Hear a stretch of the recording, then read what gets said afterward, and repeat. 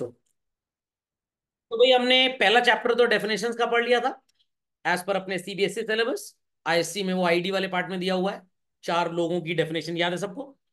याद है सबको? देर आफ्टर हमने सेकंड पार्ट पढ़ा था जिसमें आपने पढ़ा था कि भाई सिंगुलर सेंस में स्टैटिस्टिक्स का क्या मतलब है और प्लूरल सेंस में। Is that clear? तो आपने वहां पे कलेक्शन ऑफ डेटा जैसी कोई चीज देखी थी। मैं बच्चों again collection of numerical facts की बात नहीं कर रहा हूं, किसकी बात कर रहा हूं? Collection of data. Is that clear? तो ये हमारा अगला चैप्टर है चिल्ड्रन। सीबीएसई में बहुत ही ज्यादा कॉम्पोजिशन इसके ऊपर लिखा हुआ है। Even it will be very good for ISC students to handle MCQs basically. तो अपनी क्लास को कॉपी स्टैटिस्टिक्स की सब बच्चे ओपन कर लें और हेडिंग लिख दें चैप्टर नंबर 3 डाल के, कलेक्शन ऑफ डेटा। आईएससी की बुक्स में इतना ब्रॉड लिखा नहीं है, वो एक ही 2 चैप्टर में सब निपटा दिया गया है पूरी थ्योरी। तो सब लोग लिख लें बच्चों, कलेक्शन ऑफ डेटा। तो डेटा कैसे कलेक्ट होता है बच्चों, उसके मल्टीपल रीजन है। एक छोटा सा आपको हिसाब किताब देता हूं। आप सब बच्चे ये जानते हैं what is a newspaper.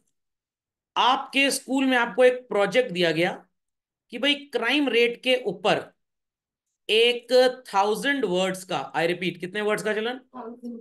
1000 words का आर्टिकल लिखना, यही आपका प्रोजेक्ट है। समझ में आ गया? और ये मान लीजिए आपको लेटस से ज्योग्राफी के टीचर ने दे दिया, या ज्योग्राफी थोड़ा सही नहीं रहेगा, हर जगह ज्योग्राफी क्यों आ जाए। ये आपको काम दिया सिविक्स के टीचर ने कि भाई क्राइम रेट पे 100 वर्ड्स का एक रिपोर्ट लिख के लाओ। अब 2 तरीके हैं, either you visit a police station, yes और नो, और you visit a rehabilitation centre, नहीं समझ में आया, और यू स्पीक टू सम, कोई भी जर्नलिस्ट नहीं, पहुंच गए फैशन जर्नलिस्ट के पास, उसके पास नहीं जाना है, किसके पास जाना है? क्राइम जर्नलिस्ट के पास। और you can have interview with the constable. ये कौन होता है सर? हवलदार। कांस्टेबल हवलदार ही होता है, हाई फाई ना सोच लेना, डीएम से भी ऊपर है। या मैं आपको कहानी बताऊं बच्चों, सबसे बढ़िया डेटा आपको कौन देगा? Criminals themselves. तो अगर आप सो कॉल्ड ऐसे लोगों से डायरेक्टली पूछताछ करके, ऐसे इंस्टीट्यूशन से जाकर अपनी रिपोर्ट के लिए मसाला इकट्ठा करते हैं, तो इसे क्या बोला जाएगा बच्चों? Primary data. But if you read some newspaper, you do some Google, you do some, अरे 250 ग्राम 700 ग्राम इंस्टाग्राम, यहाँ पे लोग ऑलरेडी रील वगैरह बना के कुछ डाल वाल देते हैं, यस और नो। तो ये ऑलरेडी किसी ने फूका हुआ, उसी को लोगों ने चाट लिया। अब इससे परफेक्ट वर्ड कोई हो नहीं सकता, जो लोग इंस्टाग्राम वगैरह ज्यादा इस्तेमाल करते हैं। समझ में आ गया? तो ये होता है कौन सा डेटा? सेकेंडरी। मतलब एकदम फ्रेश सोर्स से आपको ये मिला तो प्राइमरी, बट ऑलरेडी किसी ने इसको यूज किया था, आपने उससे यूज कर लिया, इट इज सेकेंडरी। खोपड़े में बात गई? यस। नहीं, जर्नलिस्ट सेकेंडरी में क्यों जाएंगे, आप सीधे जर्नलिस्ट से बात करने गए, क्योंकि जर्नलिस्ट सो कॉल्ड आपको वो बात बता रहे हैं जो डायरेक्ट उन्होंने इंटरप्रेट की। बट इंटरप्रेट करने के बाद जब वो न्यूज़पेपर में आ गया और आपने न्यूज़पेपर से उसको उठाया, तो वो बासी हो चुका था ना भाई। समझ में आ गया? तो आप ऐसे बोल सकते हैं कि किसान से सीधे आपने 10 किलो चावल खरीद लिया, तो वो प्राइमरी डेटा उसके खेत में जाकर, उसके खेत में जाके। बट वही चावल जब राशन की दुकान पे आ गया तो थोड़ा प्रोसेस हुआ, पन्नी में बांधा गया, पैकेट में स्टेपल या सील किया गया एंड ऑल दैट, तो ये क्या बन गया? सेकेंडरी। तो मैं आपको कुछ पढ़ा रहा हूं ऑफलाइन लाइव क्लास या ऑनलाइन लाइव क्लास में, तो ये प्राइमरी हो गया। Is that clear? बट जब ये रिकॉर्डेड लेक्चर यूट्यूब पे चला गया तो क्या बन जाएगा?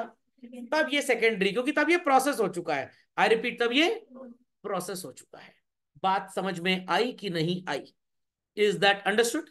Is that understood? तो आपने गलती की, मम्मी ने 2 घंटा मारी खींच के प्राइमरी डेटा। और अगर मम्मी ने डंडे का सहारा लिया तो मम्मी का गुस्सा, डंडा चैनल क्या हो गया, गुस्से का डंडा, डंडे से आपके ऊपर आया तो वो सेकेंडरी डेटा। मारा मम्मी ने है बट पड़ा डंडा है आपको। तो प्राइमरी सेकेंडरी में बातें समझ में आती है बच्चों? तो इस पूरे चैप्टर में आपको सबसे पहले प्राइमरी डेटा और सेकेंडरी डेटा का मतलब सिखाया जाएगा।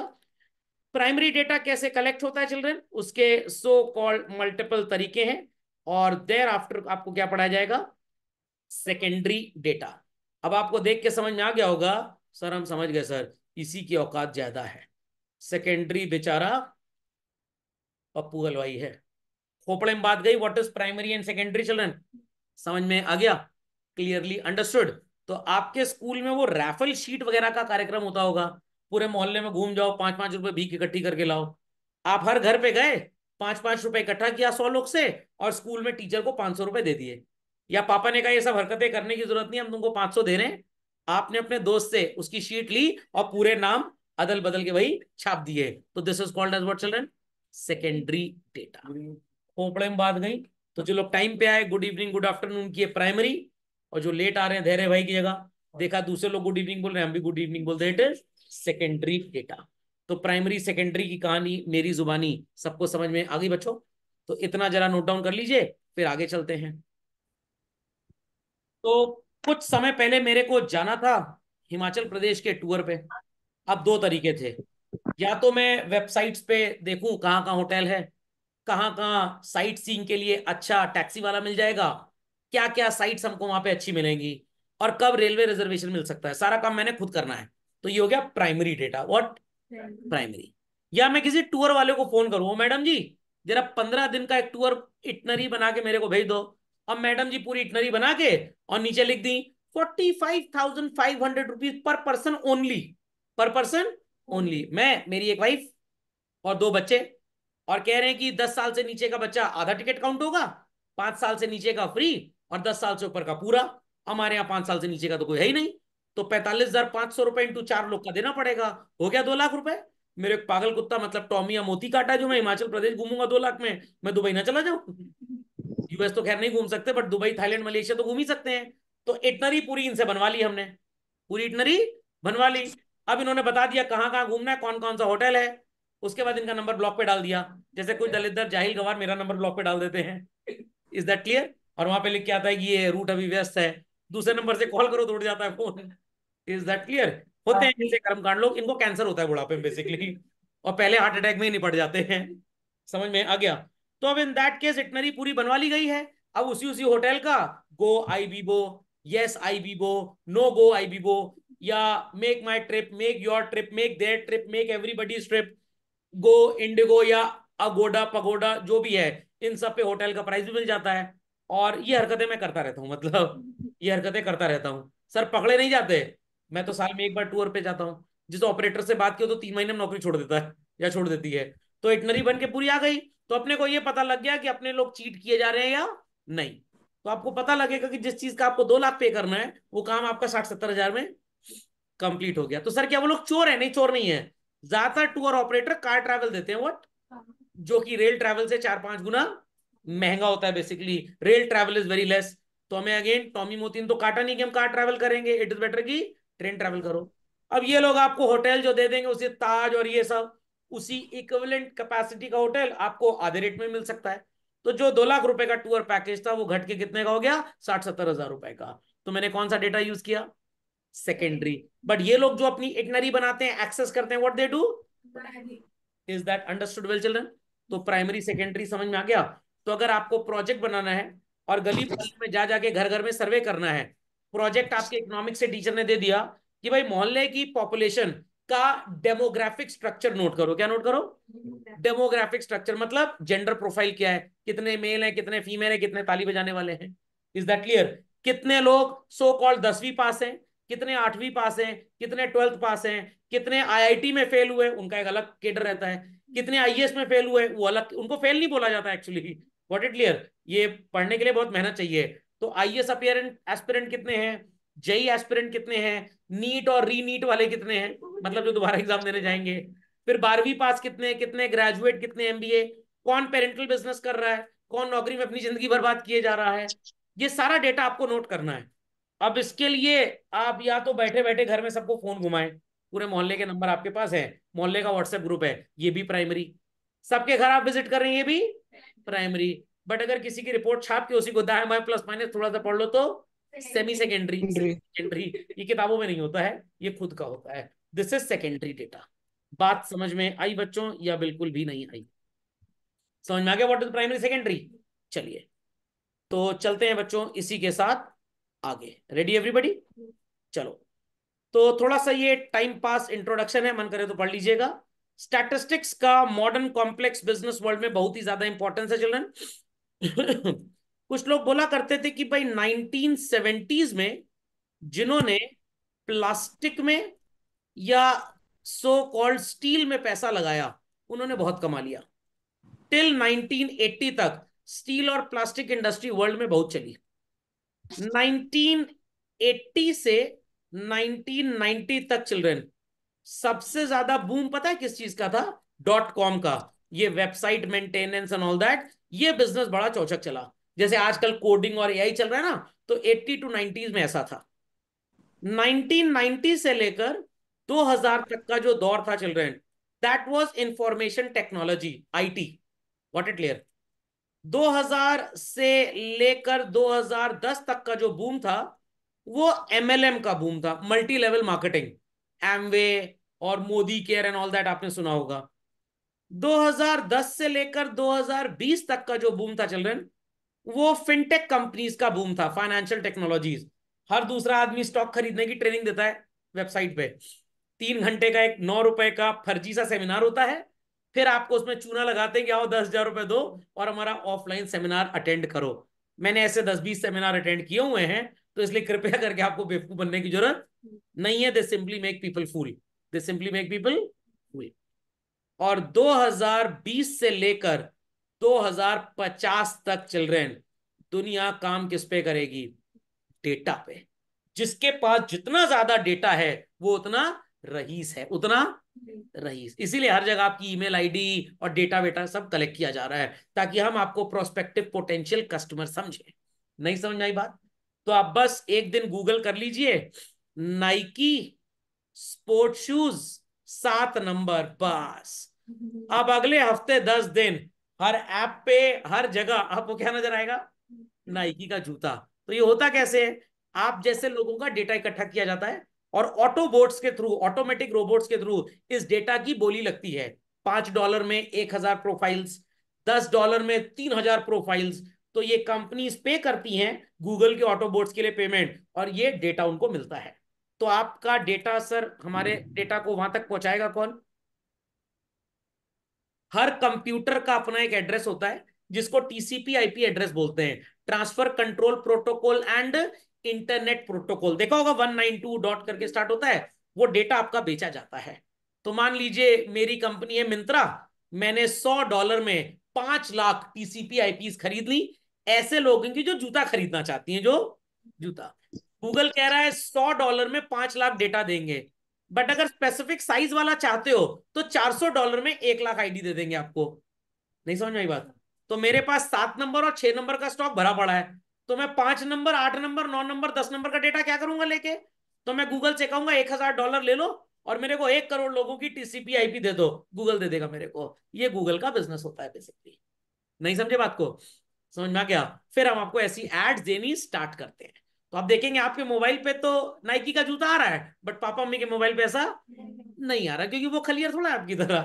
समझ में आ गया? उनको तो 100 काम है। समझ में आ गया? मम्मी के फोन पे रेसिपीज आ रही हैं, पापा के फोन पे जिस चीज का उनका बिजनेस है उससे रिलेटेड चीजें आ रही हैं।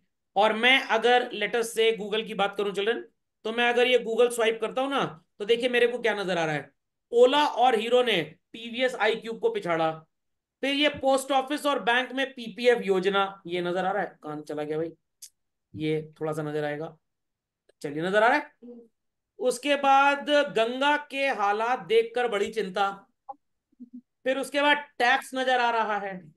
फिर उसके बाद ये योगी जी 1 जुलाई से कुछ करने, मैं कुछ बोलता हूं ना तो ये माइक सुनता है, और ये भी डेटा वैसे ही आता है। फिर उसके बाद गर्मी से 1,000 रुपए में गैजेट ले लीजिए तो शिमला जैसा बन जाएगा। फिर ये जीएसटी आ गया। फिर ये चैट जीपीटी आ गया, सभी लोगों को बिजली का पूरा बिल माफ। उसके बाद ये टीवीएस आईक्यूब आ गया। फिर ये वो गोल्ड वोल्ड आ गया। समझ में आ गया? तो बेसिकली गूगल मेरे को वही चीज दिखाएगा जो मेरा इंटरेस्ट होगा। दिन भर यही बातें मैं करता रहता हूँ, वही मेरा डेटा आता है। तो अभी आप एलेक्सा डिवाइस के बैठ के बगल में 2 दिन लगातार शिमला कुल्लू मनाली टूर की घर में बातें कर लीजिए। आपके कंप्यूटर लैपटॉप हर जगह क्या मिलेगा आपको? शिमला कुल्लू मनाली ही मिलेगा। तो ये डेटा आपसे कलेक्ट कौन कर रहा है? गूगल चाचा, माइक्रोसॉफ्ट, अलग अलग कंपनी। ये प्राइमरी हो गया। और फिर इसको प्रोसेस करके आपको वापस दिया जा रहा है best tour packages, 4 day 5 evening 7 nights holiday packages वगैरह वगैरह। ये क्या है? सेकेंडरी डेटा है। बात समझ में आई? ये प्योर लीगल है क्योंकि इसके लिए आप खुद ही ऑथराइजेशन देते हैं। जो पूछते हैं ना, while allowing this app, only this time, never, तो कट्ट से कौन मारता है पहले वाले में? ऑलवेज। ले जाओ लूट लो हमको, कोई समस्या की बात नहीं है। समझ में आ गया? तो आप ही तो अलाउ करते हैं, स्कोर कौन अलाउ करता है? और फिर लीगल और इलीगल कह रहे हैं। समझ में आ गया? पहले अपने घर के सो कॉल्ड दरवाजे वराजे सब खुले थे, और कैसे घुस गया हमारे घर में? पुलिस क्या कर रही है? अरे पुलिस ये थोड़ा कह रही दरवाजा खोल दो, ताला तो लगाओ कम से कम। ताला टूटेगा तो पुलिस की जिम्मेदारी है। तुम तो चोर को कह रहे हो बेटा चाबी रख लो, ताला तोड़ना मत, 800 रुपए का गोदरेज का है, आराम से खोल के आ जाना। Is that clear? तो आप खुद ही बेसिकली चोर को इन्विटेशन दे रहे हैं। चलिए, सो डेफिनेशन लिखिए बच्चों अपनी कॉपी में। Statistical enquiry, investigation on a topic by an agency, जहां पे रेलेवेंट इंफॉर्मेशन कलेक्ट की जाती है, इसको बोलते हैं बच्चों स्टैटिस्टिकल इंक्वायरी। और ये इंक्वायरी करने के लिए आपको कुछ हेल्प लेनी है। किससे हेल्प लेनी है? मेरे से नहीं बच्चों, स्टैटिस्टिकल मेथड से सिखाऊंगा डेटा कैसे कलेक्ट होता है। और बच्चों ये चीज बहुत ज्यादा आपको काम आएगी जब आप ग्रेजुएशन पढ़ेंगे, जब आप एमबीए करेंगे, जब आप पीएचडी करेंगे। क्यों सर, क्यों काम आएगा? प्रोजेक्ट्स होते हैं, रिपोर्ट्स वहां पे आपको बनानी पड़ती है, और वो कोई गूगल छाप डेटा से नहीं चलती है। वहां पे प्योर मार्केट में जाके धक्के खा के 100 जगह मुंह मार के डेटा कलेक्ट करना पड़ता है। और अगर डेटा कलेक्शन गड़बड़ हुआ तो उससे कैलकुलेट होने वाली सारी चीजें गड़बड़ा जाएगी। जस्ट लाइक केमिस्ट्री का एक्सपेरिमेंट, जस्ट लाइक केमिस्ट्री का एक्सपेरिमेंट। समझ में आ गया? तो सबसे पहला काम है कलेक्शन, दूसरा काम क्या है चिल्ड्रन? Compilation, organising. याद है सबको चिल्ड्रन? ऑर्गेनाइजिंग याद है? Yes sir. तीसरा है एनालिसिस, याद होगा, मीन, मीडियन, मूड, और भी ढेर सारी चीजें हैं। बट अभी आप छोटे बच्चे हैं, आपको ज्यादा कुछ पता नहीं है, इसलिए मैंने यही लिखा है। And at last it is what children? Interpretation. अगर राजधानी का ऑन एन एवरेज किराया भारत सरकार को कम मिल रहा है और वंदे भारत से ज्यादा मिल रहा है, तो गवर्नमेंट कौन सी ट्रेन आने वाले समय में सिर्फ चलाएगी? वंदे भारत। वंदे भारत। तो पहले हम इसका एवरेज, मीन, मीडियन सब कलेक्ट करेंगे, तब डिसाइड करेंगे। Is that understood children? तो कॉपी कर लीजिए स्टैटिस्टिकल इंक्वायरी, और कौन से स्टैटिस्टिकल मेथड्स यूज किए जाते हैं इस इंक्वायरी के लिए चिल्ड्रन। वेरी क्विकली एक चीज और भी मार्क कर लीजिएगा, point number 5 children. Basic problem to collect is facts and figures. अब मैथ्स जो चलती है वो अजम्पशन पे चलती है बच्चों, बट स्टैटिस्टिक्स अजम्पशन पे नहीं चलती। इसका न्यूमेरिकल अजम्पशन पे सॉल्व हो सकता है, भाई कुछ गायब कर दिया वो बात एक अलग है, but real life statistics is facts and figures. तो बच्चों ये बात सबको क्लियर हो गई? ये बात क्लियर हो गई? तो what is the yes sir. Purpose of collecting data children? आपको एविडेंस मिल जाता है, एक क्लियर पिक्चर मिल जाती है अपने प्रॉब्लम की। तो कृपया करके हेडिंग लिखें पर्पस, और उसमें 2 पॉइंट्स मार्क कर लें। टू कलेक्ट एविडेंस, एविडेंस मतलब सबूत। Is that clear? और कुछ इंपॉर्टेंट टर्म्स आप यूज करेंगे for primary collection of data. आप में से काफी बच्चे ऐसे होंगे जो दिन में सो रहे होंगे किसी दिन, और एक आंटी जी चली आई बेल बजाते हुए, मन किया दो चप्पल खींच के मारे, बट उन्होंने अपना आईडी कार्ड दिखाया और बोला कि भाई हम सरकारी एम्प्लॉय हैं। वो किसी इंस्टीट्यूशन से आई थी, और क्या क्या पूछने लग गई। सबसे पहले उन्होंने पूछा घर में कितने लोग रहते हैं, उसके बाद उन सब की एज पूछी, फिर उन सब का एजुकेशन पूछा, फिर उनका जेंडर पूछा, फिर सो कॉल्ड जैसे ही आधार नंबर पूछा, आपने कहा ये कुछ गड़बड़ घोटाला चल रहा है। खैर आधार आपसे नहीं पूछेंगे, और ऐसा ढेर सारा डेटा उन्होंने आपसे पूछा। 12 से 13 मिनट उन्होंने आपसे बात की, और फिर वो दूसरे घर में सो कॉल्ड बेल बजाने लग गई। वो आंटी थी कौन? चुड़ैल थी सर, हमारी नींद खराब कर दी। वो आंटी थी कौन थी? इन्वेस्टिगेटर थी। कौन थी? इन्वेस्टिगेटर। बट बाद में आपको पता लगा ऐसे ढेर सारे लोग पूरे मोहल्ले में छाए हुए हैं, पूरे मोहल्ले में छाए हुए हैं, और इनके हेड थे एक इनके सीनियर ऑफिसर। ये सीनियर ऑफिसर सो कॉल्ड कौन थे?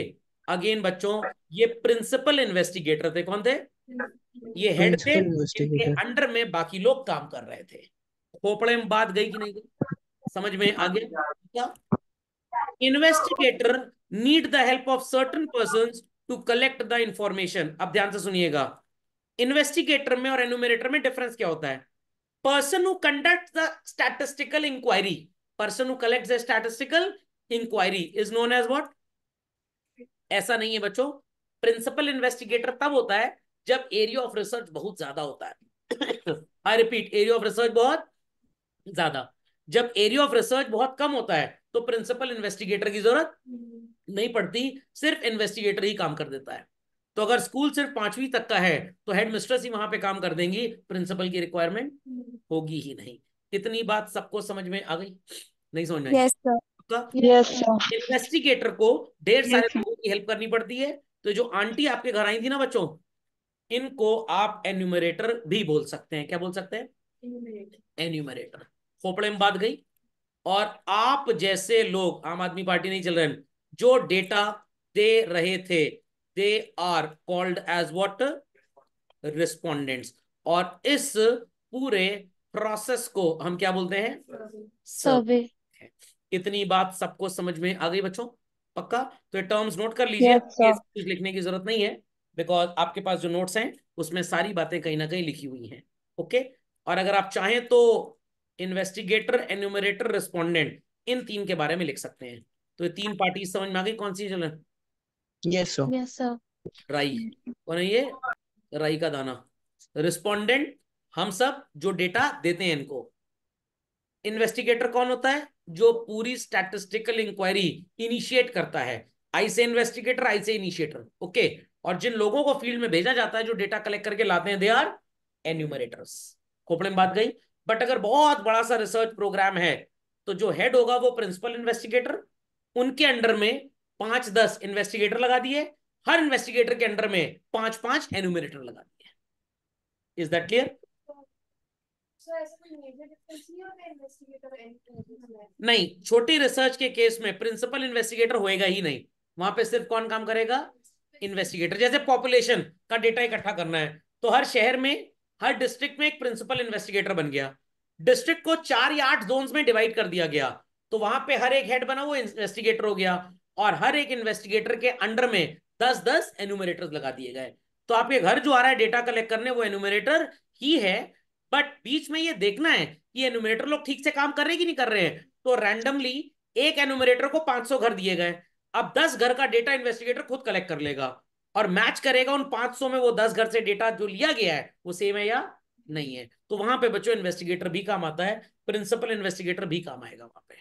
तो मैंने सिर्फ आपको इसलिए बता दिया, बाई चांस कहीं आप देखें प्रिंसिपल इन्वेस्टिगेटर तो आप सोचे यार सर ने तो हमको बताया नहीं था। तो that's why it becomes necessary to teach. Okay, झटपट update this. Take an example children कि आपके स्कूल में so called inter school sports start होने वाले हैं। द हाउस टीचर सेड कि जाओ अलग अलग क्लास से मुस्टंडे पकड़ के ले आओ या मुस्टंडियों को पकड़ के ले आओ, कौन दौड़ेगा कौन फोड़ेगा। वो हाउस टीचर क्या बन गए? Principal investigator. जो आपके हाउस कैप्टन और वाइस कैप्टन थे, ये भी वो बड़े चौधरी हैं, ये क्या बन गए बच्चों? इन्वेस्टिगेटर। और हाउस के 4-5 कर्मठ बच्चे जो अलग अलग क्लास में दौड़ के नाम इकट्ठे करके लाएंगे, दे आर एन्यूमरेटर। और जिन लोगों को गर्दन से पकड़ेगा चल अब तेरे को दौड़ना है, दे आर रिस्पोंडेंट। नहीं समझ में आई बात? पक्का? या इसको थोड़ा सा और सिंप्लीफाई करता हूं, directly related with statistics. Session start हुआ, house captain red blue green magenta yellow pink वगैरह वगैरह वगैरह सब बन गए। अब सोचा गया कि स्कूल में 10,000 बच्चा है, लगभग 24 से 2500 बच्चा तो चार में से किसी एक हाउस का होगा ही होगा। तो राइट फ्रॉम क्लास 6 to 12 हर बच्चे की डेटाबेस तैयार करनी आपने स्टार्ट कर दी। तो जो आपके हाउस टीचर्स होंगे वो प्रिंसिपल इन्वेस्टिगेटर, जो कैप्टन वाइस कैप्टन होंगे वो इन्वेस्टिगेटर। इन्वेस्टिगेटर्स। और हर क्लास के मॉनिटर को बोला गया कि तुम अपनी क्लास से हर अलग अलग हाउस के बच्चे का डेटा इकट्ठा करके दो। तो क्लास में 4 क्लास कैप्टन बना दिए गए, हाउस कैप्टन नहीं, कौन से? Class captain. हर क्लास में एक रेड हाउस, एक ग्रीन, एक ब्लू और एक येलो। सब बच्चे अपनी अपनी क्लास का डेटा इकट्ठा कर रहे हैं, दे आर द एन्यूमरेटर। और जो बच्चे अपने बारे में बता रहे हैं कि भाई हम रनिंग में अच्छे हैं, हम स्विमिंग में अच्छे हैं, नहीं नहाते तो नहीं है बट स्विमिंग कर लेते हैं हम, समझ में आ गया? हम सो कॉल्ड स्लो रेस में अच्छे हैं, हम साइकिल रेस में अच्छे हैं। इन सब बातों से आपको पता लग जाएगा कि किस इवेंट के लिए हम किस मुस्टंडे को कल को ले सकते हैं। तो जिन्होंने अपने बारे में जिक्र किया और आपने उनकी फिक्र बिल्कुल भी नहीं की, दे आर द रिस्पोंडेंट्स। समझ में आ गया? तो घर में कभी कभी ऐसी आंटी लोग आती होंगी, वो आंटी लोगों को आप क्या बोल सकते हैं बच्चों? Enumerator, because you do not know कि उनके ऊपर कोई इन्वेस्टिगेटर या प्रिंसिपल इन्वेस्टिगेटर है या नहीं है। बट डेफिनेशन के हिसाब से जो डेटा कलेक्ट करे, इंफॉर्मेशन कलेक्ट करे, नॉट डेटा, ही इज और शी इज द एन्यूमरेटर। अगर छोटी रिसर्च है तो सिर्फ एक इन्वेस्टिगेटर होगा, बहुत बड़ी रिसर्च है तो प्रिंसिपल इन्वेस्टिगेटर भी होगा। समझ में आ गई ये बात बच्चों? समझ में आ गई ये बात? Yes sir. Yes sir. Yes sir. तो आपके सामने कुछ कॉम्पोजिशन आपको नजर आ रहा है, if I am not wrong children. ये टेबल यस सर। क्या बच्चों? Food grain. 71 में फूड ग्रेन का प्रोडक्शन कितना था? 108, 78, 79, 132, 79, 80, 90 से 91, 96 से 97, 97 से 98, 2001 से 2002, 18 से 19 बच्चों। जिनके मुंह में गुठली फंस गई है उनको छोड़ के बाकी लोग बताएं। 2021 का ये एस्टिमेटेड कितना है? अब मेरी 30। बात ध्यान से 308। सुनिएगा। क्या इन सब में बच्चों कहीं पे भी एस्टिमेशन का जिक्र किया गया है? नो। नो ये सर। डेटा सही में कलेक्ट हुआ। किस चीज का डेटा है बच्चों? Food grain. Corporation of India किसानों से खरीदता है आउटपुट उनका और अलग अलग जगहों पे बेचता है। तो किसानों से भी डेटा कलेक्ट किया जा सकता है। किसने? जिन भाई साहब ने किताब छापी, जिनका कंटेंट यहाँ पे आपको नजर आ रहा है, Sandeep Garg ji. Is that clear? तो अब संदीप गर्ग जी अगर किसानों के पास गए और ये डेटा इकट्ठा करके यहाँ पे आपके सामने प्रस्तुत कर दिया, इसे क्या बोलेंगे बच्चों? प्राइमरी। बट अगर प्राइमरी। उन्होंने www.india.gov.nic.in, भारत सरकार की ऑफिशियल वेबसाइट, इससे कलेक्ट किया, agriculture, industry, telecom, communication, banking, insurance, हर चीज पे डेटा वहां मिलेगा बच्चों, तो क्या बोलेंगे? सेकेंड। सेकेंडरी। तो हम भी इसको स्कूल में ले जाके सबमिट कर दें, वो छापोफाइड डेटा होता है। कौन सा? टीपोफाइड या छापोफाइड, खैर। बट ये आखिरी वाला क्या है बच्चों? ये कैसे कैलकुलेट हुआ? इसके लिए बच्चों एक स्टैटिस्टिकल टेक्निक होती है, पढ़ाऊंगा आपको जनवरी 2025 में, परेशान मत होइए, क्योंकि उसके पहले आपको बाकी स्टैट्स पूरी आनी चाहिए। इन सारे डेटास को हम कंसिडर करेंगे और फॉर्मूला लगाएंगे और आंसर क्या आएगा? गलत जवाब। 2020-21 का एस्टिमेटेड आउटपुट। समझ में आ गया? ये रियलिटी में सही भी हो सकता है और गलत भी हो सकता है। माना गया जैसी वेदर और क्लाइमेटिक कंडीशंस इन ईयर्स में थी चिल्ड्रेन, वैसी ही ऑन एन एवरेज 20-21 में भी होगी। बट 20-21 में तो कोविड आ गया था, क्या वैसी कंडीशन बनी होंगी? नो। तो रियली में ऐसा हो भी सकता है और नहीं भी हो सकता। तो आपके सामने जो डेटा है, जो मैं आपको पढ़ा रहा हूं बच्चों, क्या ये मैं खुद कलेक्ट करने गया था? नो। बस मैं इसको लेके आपको पढ़ा रहा हूं। तो प्राइमरी हुआ कि सेकेंडरी हुआ? मेरे लिए सेकेंडरी। सेकेंडरी है। बट जिसने ओरिजिनली कलेक्ट किया होगा उसके लिए प्राइमरी। प्राइमरी। भी नहीं समझ में आया बात? पक्का? तो किसी के लिए, जैसे हम लोग कॉमर्स की भाषा में पढ़ते हैं, भाई मेरी टैनरी है, मैं किसान नहीं हूं, मैं टैनरी चलाता हूं और जानवर की खाल मेरे पास आती है, मैं उसको शीट्स में और रोल्स में तैयार करता हूं, तो मेरे लिए लेदर फाइनिश्ड प्रोडक्ट या फाइनल प्रोडक्ट हो गया। और जिस जूते की फैक्ट्री को मैं दे रहा हूं उसके लिए क्या हो गया? Raw material. नहीं समझ में आई बात? तो मारुति के लिए side view mirror is a raw material, but जो कंपनी उसको बना के मारुति को सप्लाई कर रही है उनके लिए फिनिश्ड प्रोडक्ट। Finish product. समझ में आ गया? तो ये जो आउटपुट है, इसके लिए जो इनपुट जहां से आया, समझ में आ गया, किसानों से, इट इज प्राइमरी। बट हमारे जैसे टीचर ने जब इसको पढ़ाने के लिए एज एन इनपुट यूज किया तो it is secondary. Is that clear? तो मेरे को ये पढ़ाने में टीचिंग एड की तरह काम करता है। मैं आपको बता सकता हूं कि भाई इंडिया का एग्रीकल्चर आउटपुट हर साल बढ़ रहा है, तो मतलब इंडिया में अगर हम एग्रो वेयर हाउसिंग के बिजनेस में कदम रखते हैं तो बिजनेस चलेगा या फ्लॉप हो जाएगा? चलेगा। किसान के पास इतना पैसा थोड़ा है कि जमीन पे खेती बाड़ी करने के बाद गोदाम भी खोल ले, तो गोडाउन की फैसिलिटी सस्ते दाम पे हम उसको देंगे।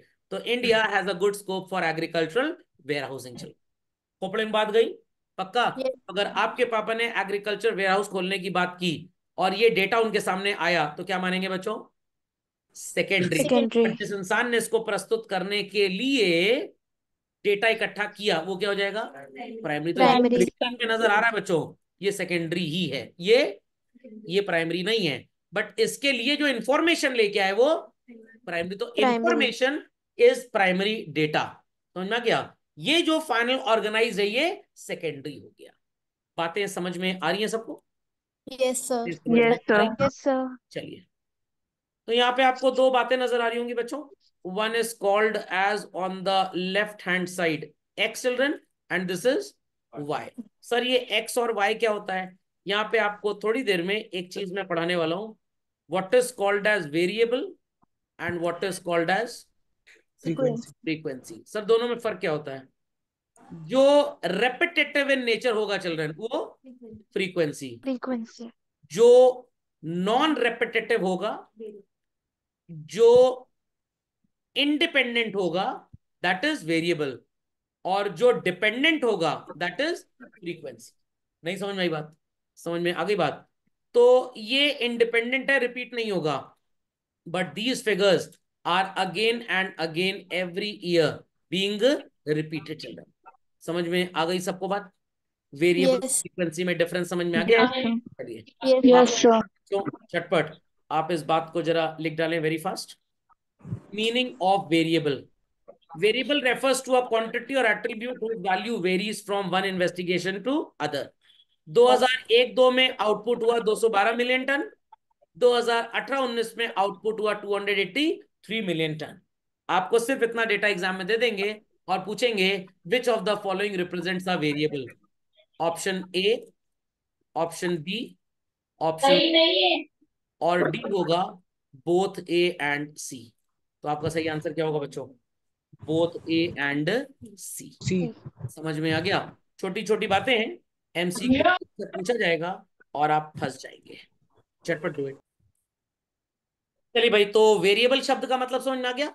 अब बच्चे कहेंगे सर यहाँ फ्रीक्वेंसी नहीं दिया. किताब है भाई सौरभ, थोड़ा थोड़ा जब एक साथ पढ़ा देंगे. चलिए वेरिएबल समझ गए बच्चों? चलो तो let us understand the sources of collection of data. Sir ये सोर्सेज ऑफ कलेक्शन प्राइमरी के हैं कि सेकेंडरी के हैं? अरे भैया ज्यादा हपसी मत बनिए, मैं बता रहा हूं. आप अपने स्कूल में ही दाएं बाएं घूमे और आपको लोगों की एज का, मतलब बच्चों की एज का थोड़ा सा डेटा कलेक्ट करना है. आपने कहीं बाहर ट्रैवल नहीं करना. ये क्या हो गया? Internal source.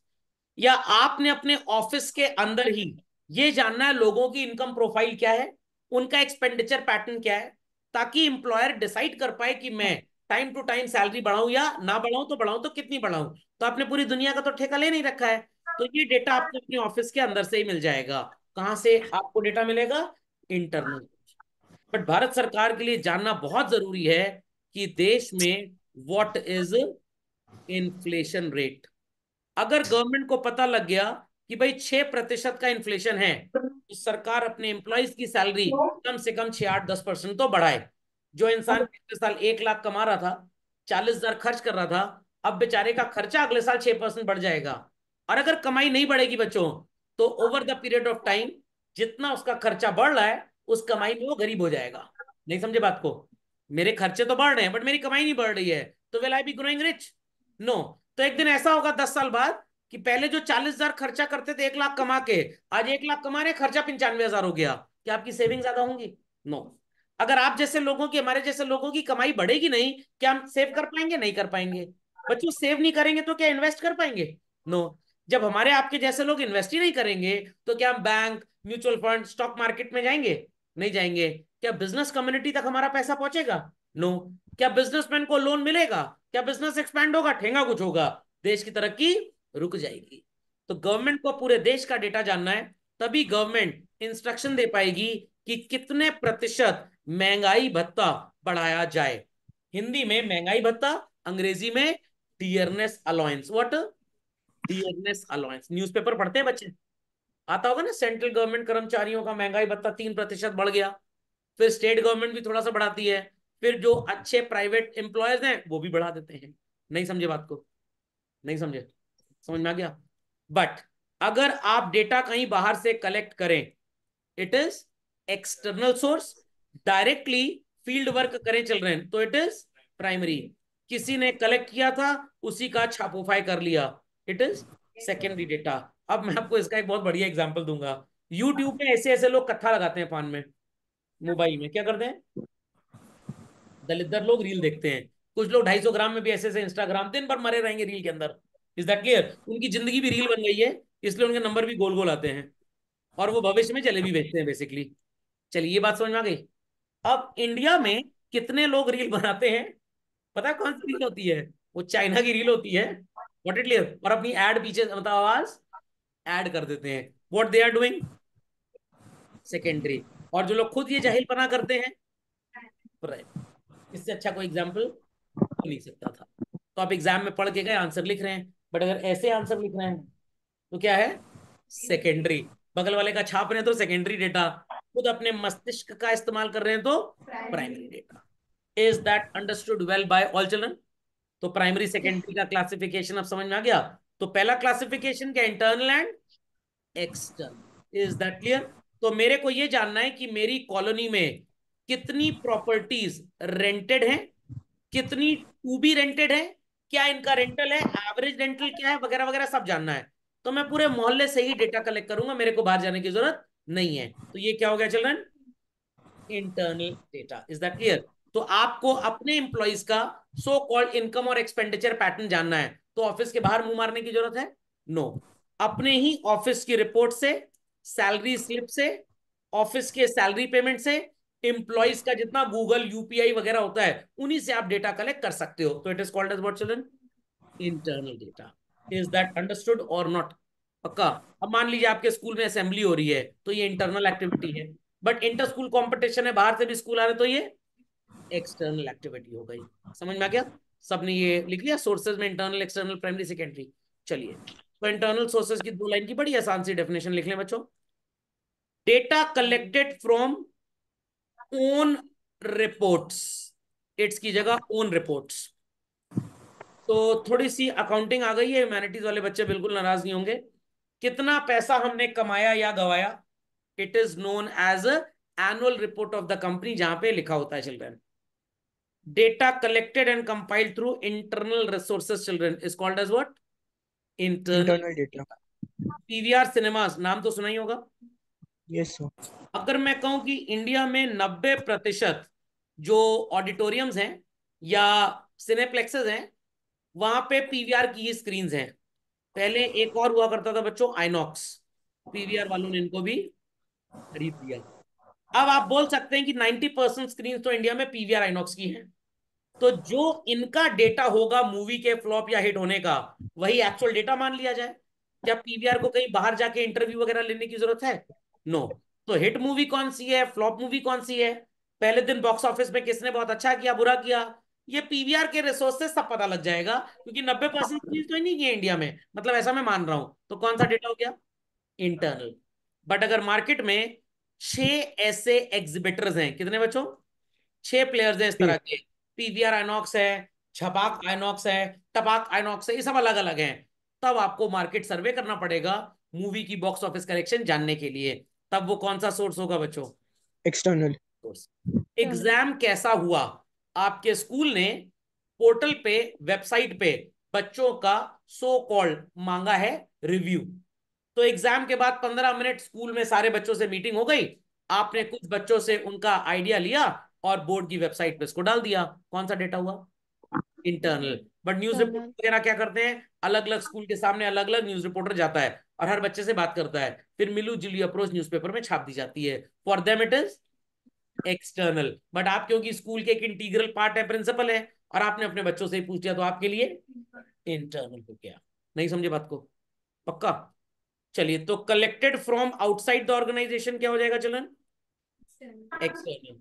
तो एक एग्जांपल है, टूर एंड ट्रैवल कंपनी ने यूपी टूरिज्म से पूछा कि भाई लोग किस मौसम में कितना पैसा टूरिज्म पे खर्च करना चाहते हैं। तो टूर एंड ट्रैवल कंपनी, आपने नाम सुना है बच्चों? Cox and Kings? नहीं सुना? अच्छा। ये सुना है थॉमस कुक हॉलीडेज? नहीं सर, यूट्यूब की रील वील में सब आता ही नहीं है ना, इसके लिए थोड़ी पढ़ाई करनी पड़ेगी किताब किताब की। चलिए खैर, मेरे को नहीं पता था कितने हाई लेवल अनपढ़ होंगे लोग आज की तारीख में भी। तो ये थॉमस कुक हो गया, कॉक्स एंड किंग्स हो गया, तो ये बहुत बड़े बड़े हॉलीडे वेबसाइट पोर्टल्स आज हो चुके हैं। पहले तो इनके ऑफिसेज हुआ करते थे जब ऑनलाइन जमाना नहीं था। तो जैसे मेक माई ट्रिप है, वो आपको हॉलीडे प्लान कर देगा। तो ऐसे इंडिया में ना जाने कितने हैं, बट ये वर्ल्ड के टॉप मोस्ट हैं। कॉक्स एंड किंग्स हो गया, थॉमस कुक हो गया, एंड ऑल दैट। आप इनके यहाँ जाइए, लुटने को आप तैयार हैं। 1 लाख रुपए में ये आपको यूपी दर्शन करा देंगे, जो दर्शन 20,000 में 10,000 में भी हो सकता है। ओके खैर। तो जब ये लोग यूपी टूरिज्म से पूछेंगे, UP tourism government of India का है, sorry government of Uttar Pradesh का है। तो गवर्नमेंट ऑफ उत्तर प्रदेश ने कॉक्स और किंग्स वालों ने यूपी टूरिज्म के थ्रू डेटा कलेक्ट कराया किस सीजन में कितना टूरिस्ट यूपी में घूमने आता है या यूपी से कहीं जाता है। अकॉर्डिंगली दे विल डिसाइड कि यहाँ पे एक ऑफिस खोला जाए या ना खोला जाए। तो थॉमस कुक और कॉक्स एंड किंग्स के लिए क्या हो जाएगा, ये external data. Is that clear? But अगर थॉमस कुक और कॉक्स एंड किंग्स 25 साल इंडिया में लगभग हर स्टेट में बिजनेस कर चुके हैं, अब ये टूर प्लान्स बनाना चाहते हैं लो इनकम ग्रुप लोगों के लिए, तो ये अपने डेटा से ही डिफाइन कर लेंगे कि पिछले 25 सालों में इन्होंने कितने लो इनकम ग्रुप लोगों को सर्विसेज दी हैं। तो क्या हो जाएगा, इंटरनल। नहीं समझ में आई बात? समझ में आ गई बात? Clearly understood? चलिए। Yes sir. ये तो सबको क्लियर हो गया, सबने लिख लिया बच्चों इसको? सबने लिख लिया? तो exam yes Yes. Sir. Thomas Cook और कॉक्सन किंग लिख के आएगा, if our tour and travel company मत लिख के आएगा। पूरा आंसर आपका देखने में अनाथ लगेगा एकदम, थोड़ा हाई फाई ब्रांड नेम होगा तो टीचर को लगेगा कि नालायक कुछ पढ़ के आए हैं। Got it children? तो ये बात सबको समझ में आ गई? अब बिना आगे पढ़े बिना सोचे समझे एक जवाब दीजिए अपने प्रेजेंट ज्ञान तक। कौन सा डेटा कलेक्शन खतरनाक हो सकता है चिल्ड्रन? सेकेंडरी। पता नहीं सामने वाले ने क्या Secondary. कलेक्ट किया था, आप भी उसको वैसे ही इस्तेमाल कर लें। और कौन सा ज्यादा, यस, इनकम्प्लीट हो सकता है, उसने अपने पर्पस के लिए कलेक्ट किया था, आप अपने पर्पस के लिए कलेक्ट करेंगे। Is that clear? मैंने डेटा कलेक्ट किया मैकडोनल्ड्स का, बर्गर किंग का, बर्गर सरदार का, सरदार किंग का, बर्गर सिंह, जो भी है भगवान जाने। समझ में आ गया? संकट मोचन बर्गर्स, आप बर्गर्स, हम बर्गर्स, तुम बर्गर्स, ये सब बर्गर्स, पिज्जा, डोमिनोज, जितने ये दलिद्दर खिला खिला के भैंसा रहे लोगों, सबका मैंने डेटा कलेक्ट किया। मैं डेटा सिर्फ इसलिए कलेक्ट करना चाहता था कि बच्चों का कितना ज्यादा डिस्ट्रैक्शन होगा एजुकेशन से, क्योंकि जितना ज्यादा इन स्टोर्स पे लोग विजिट करेंगे उतना ज्यादा पढ़ाई लिखाई पे ध्यान कम होगा। Is that clear? तो मेरा जो डेटा कलेक्शन है that is physiological, psychological. Psychological. But आप इकोनॉमिक डेटा कलेक्ट कर रहे हैं, और आप मेरे डेटा को यूज किस लिए कर रहे हैं, इनकी सेल्स जानने के लिए। सेल जितनी ज्यादा, सेल जितनी ज्यादा, बिजनेस में प्रॉफिट उतना ज्यादा। इसको सोचकर आप भी ऐसा एक स्टूडेंट सिंह नाम से बर्गर लॉन्च करने वाले हैं। Is that clear? बट मेरा सो कॉल्ड डेटा कलेक्शन का ऑब्जेक्टिव कुछ और, आपका कुछ और, तो आपने सही डेटा यूज नहीं किया। Is that understood? कितने बच्चे ऐसे भी घूमने चले जाते हैं, आओ जरा गर्मी लगे तो चक्कर मार लें। आपने सोचा कि भाई सेल 20% पिछले 5 साल में हर साल बढ़ी है, इस चीज की बढ़ी है, बर्गर की नहीं, आइसक्रीम की भी हो सकती है, कोल्ड ड्रिंक की भी हो सकती है। बट आप तो सिर्फ बर्गर के हिसाब से डेटा यूज कर गए और हम ओवरऑल यूज कर गए। फंडामेंटल लॉजिक इज क्लियर और नॉट? नहीं समझे? समझ में क्या? चलिए, quickly update this, quickly update this. कुछ बच्चे परेशान हैं कि सर डी मेरिट, आपने सेकेंडरी की तो बता दी, खूब बेइज्जती की आपने, प्राइमरी का भी मेरिट डी मेरिट है। भाई अगर सही तरीके से कलेक्ट किया गया तो ओरिजिनल मिलेगा, डी मेरिट अगर तरीका गड़बड़ा गया तो डेटा भी गड़बड़ा जाएगा। मैंने किसी को भेजा कि जाओ हर घर में डेटा कलेक्ट करके आओ कि भाई कितने बच्चे हैं, शादी हुई है कि नहीं हुई है। तो भैया पहले क्वेश्चन पूछो शादी हुई है कि नहीं, फिर क्वेश्चन पूछो बच्चे कितने हैं। पहले पूछ लिए बच्चे कितने हैं, कह रहे 4, फिर पूछे शादी हुई है कि नहीं हुई है, तो चप्पल ही खाओगे ना। जैसे मालामाल वीकली मूवी में परेश रावल को पड़ी थी, तो यहाँ पे आप भाग आए। तो प्राइमरी डेटा कलेक्ट करने का तरीका ठीक था ही नहीं। Is that clear? Educational upliftment कितना हुआ देश में पिछले 25 साल में, बच्चों से उनके पेरेंट्स से पूछना है। पहला क्वेश्चन, आपका बच्चा कितनी बार फेल हुआ है? ये मनहूस क्वेश्चन करोगे तो मारी खाओगे ना, तो आपका डेटा इनकम्प्लीट यहाँ पे भी रह जाएगा। ओके चलन, सबको समझ में आ गया प्राइमरी सेकेंडरी का बेसिक लॉजिक? पक्का? Yes sir. Yes sir. तो अगले लेक्चर में हम स्टार्ट करेंगे what is primary and what is secondary data. समझिए चलन? Yes, sir.